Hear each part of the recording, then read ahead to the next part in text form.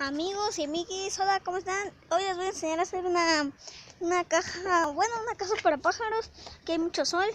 Ay, aquí para que se vea bien. Entonces lo único que tenemos que hacer es conseguir una caja de leche o de zapatos, lo que sea. Y le vamos a tener que hacer un hoyo así, como yo con esta de leche de Lala. Es aquí, y miren ahí, se ve ahí. Y acá se ve todo así blanco y eso.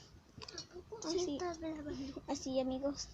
Lo único que tenemos que ponerle es esta parte, miren. Ahorita les digo. Aquí, cuando está así, le tenemos que poner en la parte más oscura,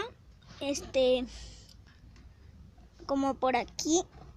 Aquí, miren, aquí adentro, ahí, es como hojas secas o pasto, pero seco, porque así es como se duermen.